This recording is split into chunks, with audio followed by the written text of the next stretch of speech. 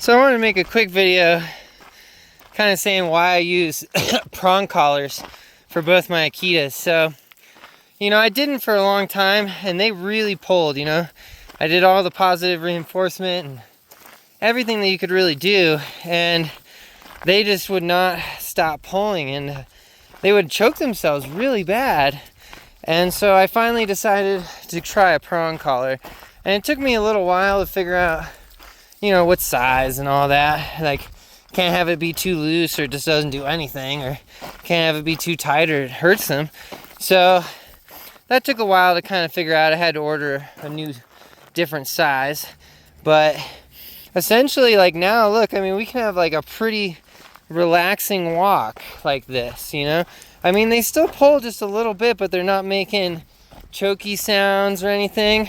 And the nice thing is when we encounter another dog, because Akitas are just not very good with other dogs, and so you end up in a situation where they can get a little bit scary for the other dog owner, and the prong collar really helps maintain control.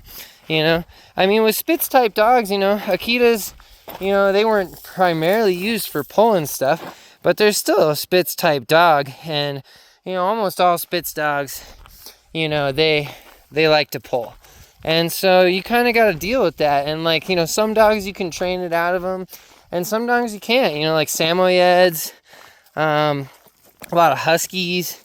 You just can't train that pulling out of them. And so, you just end up having to deal with it. And the best way, in my opinion, is a prong collar. I'm not shocking them, I'm not hurting them, and they're not choking at all. And there's, it's like it's a really great tool. I know a lot of people aren't really a fan of it, but quite frankly, I think it's been working out pretty well. So we'll see.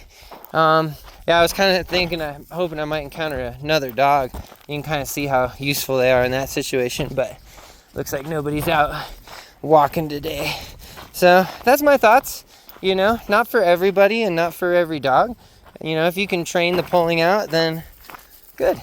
But if you can't, this is a cheap, easy solution, and I think it's actually more humane for the dogs, because they don't hurt themselves, they stop pulling, a lot.